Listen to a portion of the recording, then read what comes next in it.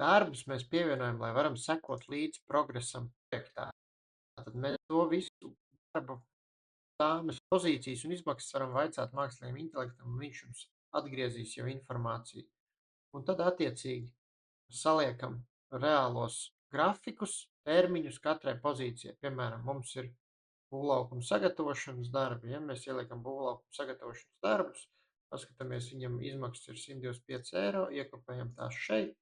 20. oktobris un 2. novembris ir beigas. Attiecīgi piezīmēs mēs uzrakstam neveiksim, piemēram, kādu niansi par konkrēto darbu posmu, ja, un mēs viņus saglabājam. Tāpat nākošais mums ir arhitektūras secinājums 27. 21. decembrim. 950. Un atkal šeit mēs varam ierakstīt to fasādi, ja, fasādes siltināšanu. Kas tas ir par darbu, kaut kādu paskaidrojumu, ko attiecīgi mēs redzēsim pēc tam tabulā. Un atkal saglabāt, ja.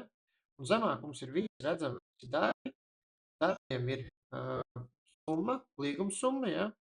Tad ir veids, kas tas ir pa veidu. Uzspiežot virsū uz to darbu atverās jau detalizētāka informācija, ja. Un šeit varat redzēt visu, arī tāpat darbu veidu, komentāru. Komentārus varam arī papildināt.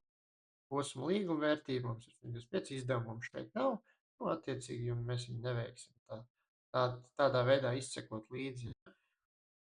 Šeit uzspiežot atgādinās par sākumu katram posmam. Un attiecīgi varam ar roku saregulēt progresu, ja? Vai arī šo podziņu auto progresu viņš pielīdzināsies izmaksām šim veidam no tāmas, kas būs izdevumos norādīts. Šeit varam redzēt, kurš izveidoja, kad izveidoja, vai ir noslēgts, nav noslēgts. Un tāpēc arī tā pamata informācija šeit redzam. Šeit redzams, cik ir izdevumu uz šo veidu un cik ir atlikums uz šo veidu.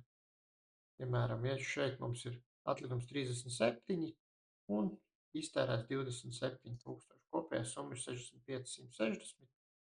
Un attiecīgi varam redzēt visu bilanci, cik mums ir palicis pāri.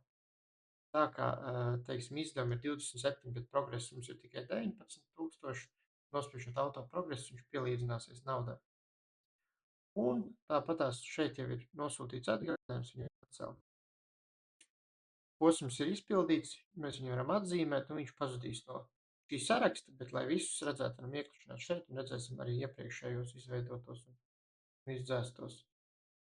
Attiecīgi mēs varam šādi visus tos posmus, darbu posmus pārskatīt, vai arī uzspiežot šeit vai šeit, atvērt arī tabulu. Tabulā jau mēs varam redzēt, cik tālu katrs posms mums ir pabeigts. Un uzspiežot šeit automātisks progress, tie visi posmi pielīdzināsies naudai. Tik, cik ir iztērēti izdevumi šajā sadaļā, ja? Spiežam virs, redzam, ka šiem nav izdevumi bijuši, šiem ir bijuši izdevumi.